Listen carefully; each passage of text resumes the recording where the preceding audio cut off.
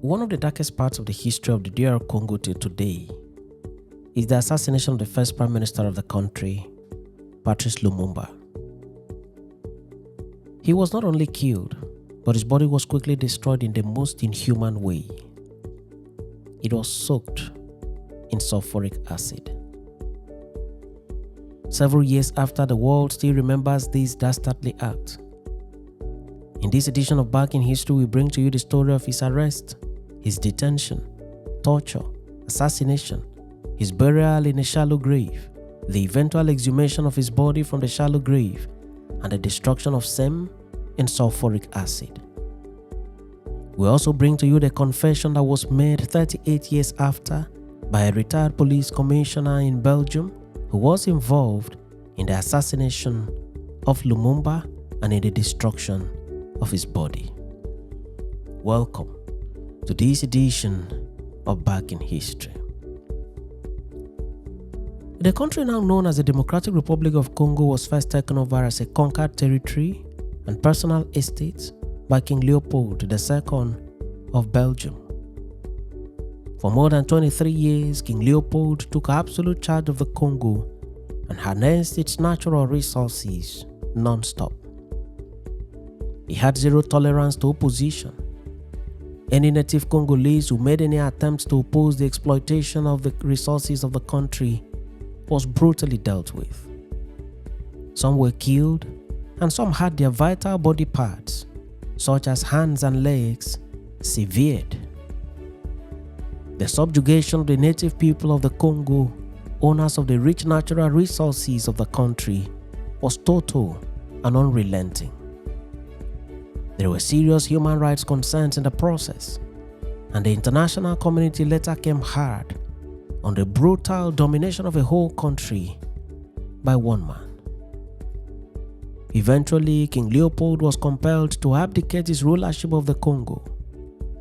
Rather than leave the scene completely, he handed over the country to Belgium. This is how Belgium came in to become the colonial administrators of the Congo. Belgium then ruled Congo for several more years. Later in their history, some courageous native people of the Congo began to agitate for independence. One of the leading voices for the grant of independence to the Congo was Patrice Lumumba. Lumumba suffered arrest and detention for daring to call for independence, but he forged on, and eventually Congo was granted independence and Patrice Lumumba became its first prime minister. There was joy, there was jubilation, there was hope in the horizon, and everything looked bright for the new independent country of Congo. But in no time, Patrice Lumumba's government came under serious opposition from within the country and from outside the country. Some of the disturbances within the country were sponsored from outside. Patrice did his best to calm the situation, but the more he tried, the more the opposition and civil disturbances increased. In no time, a coup was staged by his chief of army staff, Colonel Mobutu Sese Seko, and Lumumba was first placed under house arrest and later arrested and taken to the secessionist section of Congo, the Katanga region, where he was tortured, tied to the tree, shot, and killed. He was killed on 17th January 1961. At this time, Lumumba was only 35 years old. By this action, a dark cloud had encircled around the Congo. Nature was not happy. Several humans were not happy. There were protests everywhere in the Congo and across the world. A man who sacrificed so much for the independence of his country had just been killed in the most brutal manner. It was horrific. It was sad. It was inexplicable. Patrice was hurriedly buried in a shallow grave, and the executioners departed and went to their base. It is reported, however, that the following morning, the then Commissioner of Police, afraid of the creation of a burial site and place of pilgrimage for the lovers of Lumumba, ordered that the body of Lumumba be exhumed and dismembered. The body was exhumed and dismembered as commanded. The dismembered body was then soaked in sulfuric acid and dissolved beyond recognition and forever. This was the most barbaric part of the ending of the earthly life of Prime Minister Patrice Lumumba. By this action, the family members of the murdered Prime Minister did not see the body of their father to give a befitting burial. Everything had been dissolved in acid and poured to the ground. Nothing could be traced. Nothing could be taken home. The deed was so neatly and perfectly covered. For several years, there was no closure for family members.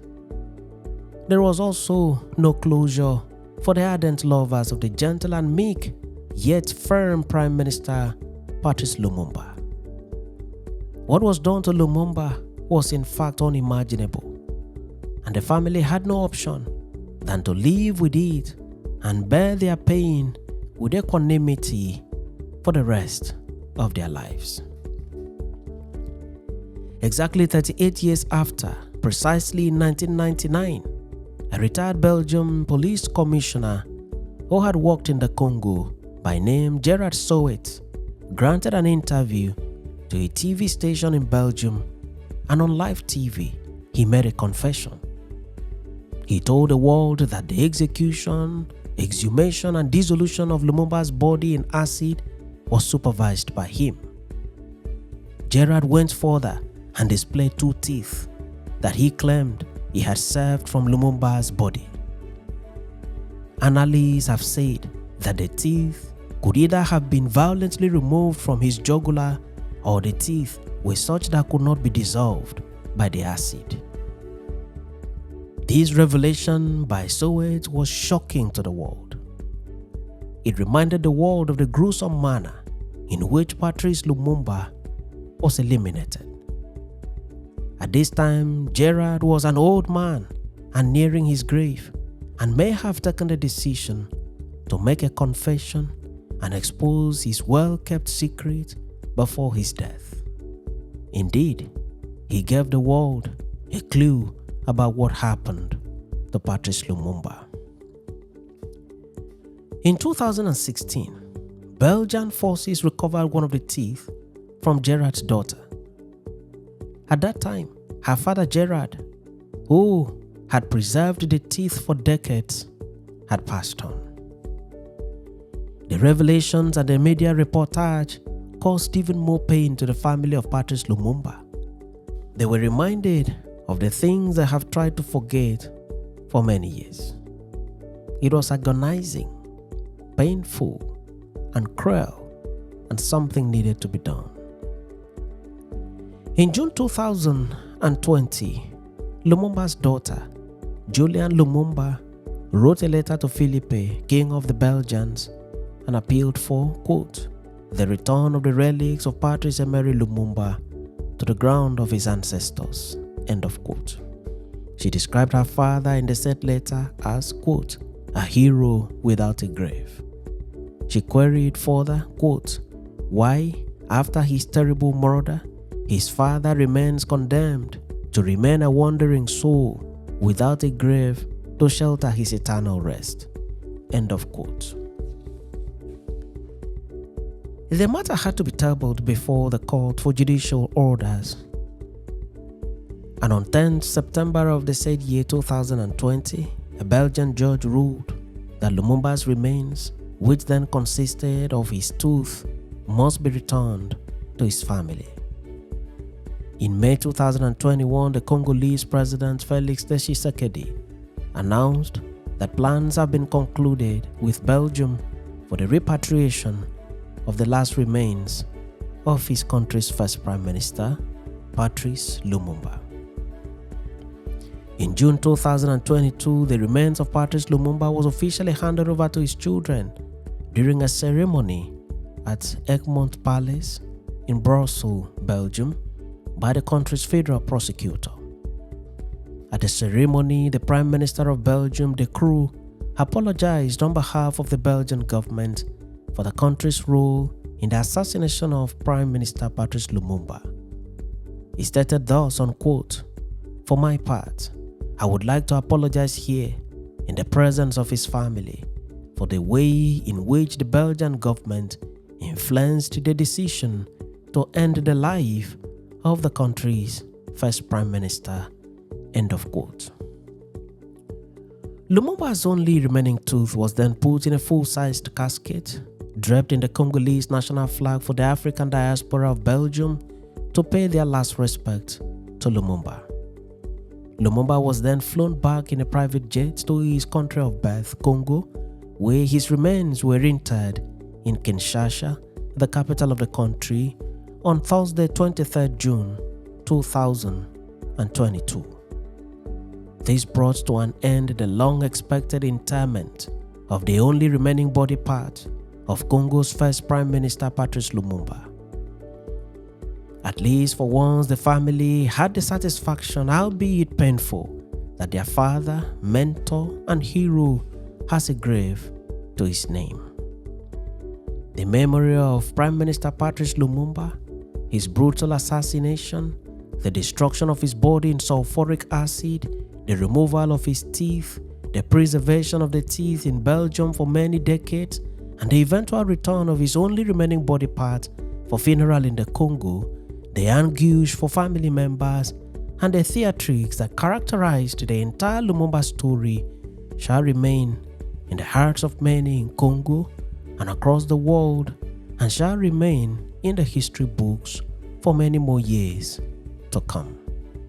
Thanks for watching this episode of Back in History, and do remember to subscribe to the channel or follow the page for regular notifications on every new video.